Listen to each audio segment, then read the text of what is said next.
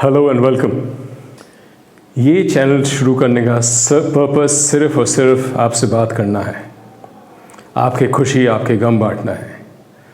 और मैं तब तक आप लोगों को सबको बताता रहूँगा ये बात जब तक मेरी फैमिली बहुत बड़ी नहीं हो जाती। मेरी फैमिली मतलब आप लोग सब मेरे साथ जुड़ नहीं जाते। आज मैं आपको ये भी बताता हूँ कि क्यों मुझे ये आपसे शेयर करना अच्छा लगता है। बचपन से मेरे साथ ये स्ट्रगल रही है कि मैं अपनी जो घुटन है वो शेयर नहीं कर पाया लोगों से, ना घर पे ना बाहर। मैं चाहता हूँ आपके अंदर बिल्कुल ही घुटन ना हो। आप भी ये निकाल के फेंको अपनी घुटन। एक बार ये निकल गई ना, एक बार ये जो कॉम्प्लेक्सेस है ना ज़िंदगी के, वो निकल गई, स्ट्रेस ख़त्म हो गया ज़िंदगी से। हर इंसान रॉकेट है, हर इंसान रॉकेट है।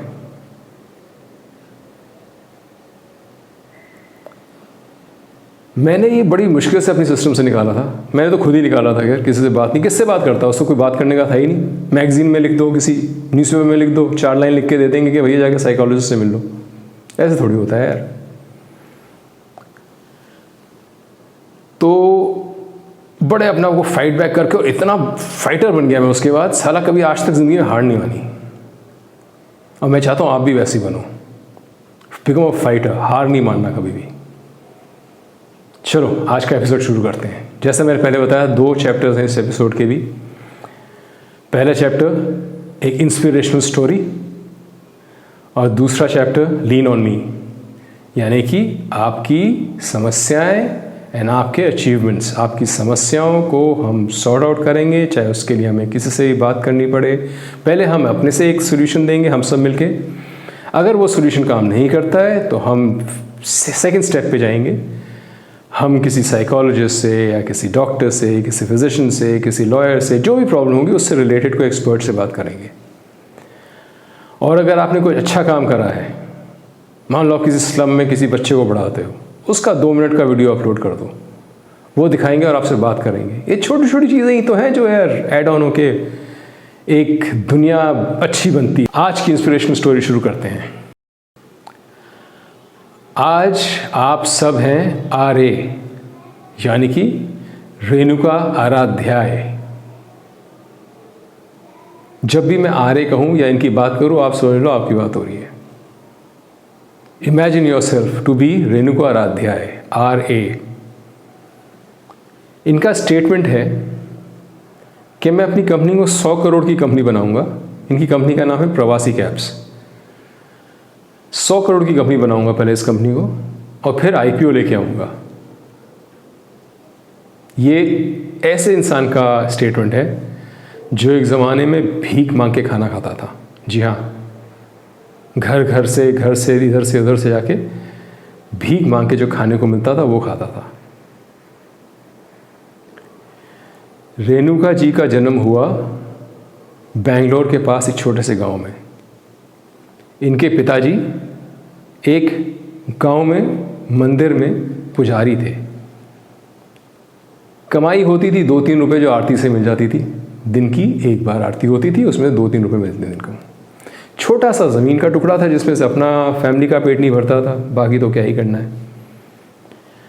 तो RA अपनी एजुकेशन के लिए अपने टीचर्स के घर पे झाड़ू कटका बर्तन करते थे,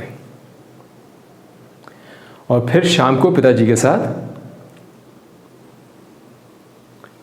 घरों में जाके खाना मांगा करते थे, और वो वापस लेके फैमिली वही खाया करती थी। रेणुका जी का कहना है, स्कूल क्या एजुकेट करेगा मेरे को, जो इस एक्सपीरियंस ने मेरे को एजुकेट करा। कौन सा एक्सपीरियंस? ये एक्सपीरियंस। एक बार इनको नौकरी करनी पड़ी किसी बुजुर्ग आदमी, बीमार आदमी के घर।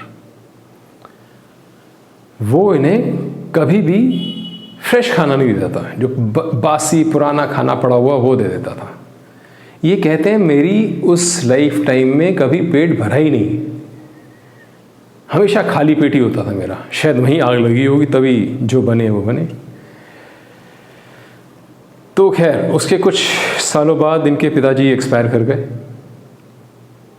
तो ये अपनी मदर को लेके बेंगलोर शिफ्ट कर गए। वहाँ पे उन्होंने छोटी छोटी नौकरियाँ करी। एक आइस फैक्ट्री में वो सिल्ली उठाने की काम करा,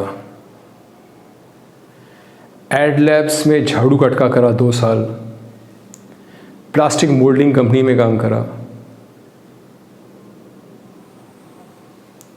फिर उन्होंने जो अपनी ज़िंदगी की कमाई थी, जो जमा पूंजी थी, 35,000 रुपये लिए और एक धंधा शुरू करा सूटकेस ट्रेडिंग का,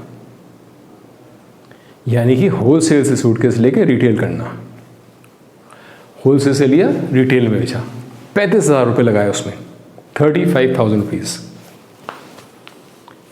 अब 35,000 रुपये जमा पूंजी जो कि पता नहीं कब से जमा हो रही थी, जो कि उनके पिताजी की भी, माता जी के पास था, जो अपना बना के सारा 35,000 रुपये लगाए और वो हो गए ज़ीरो, बिजनेस डूब गया।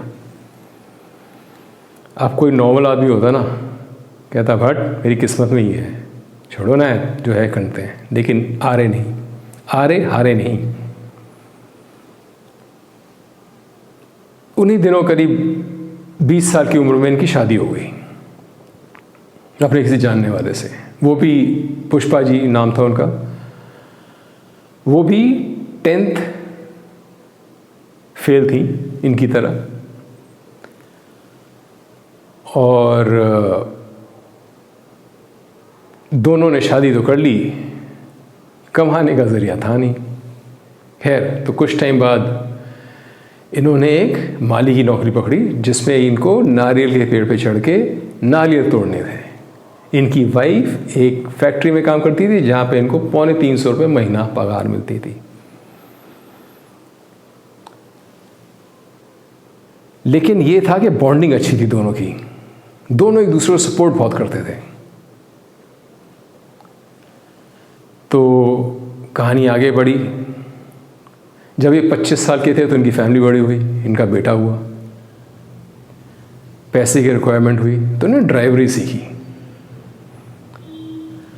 और ड्राइवरी का पहली जॉब जो मिली इनको, वहाँ इन्होंने गाड़ी ठोक दी फर्स्ट डे और गाड़ी छोड़ के भगाए। फिर बैक टू स्क्वायर वन, यानी कि सिक्योरिटी गार्ड की नौकरी। खैर, कुछ साल बाद फिर कुछ by the stroke of luck कह लो, इनको फिर एक ड्राइवर की नौकरी मिली।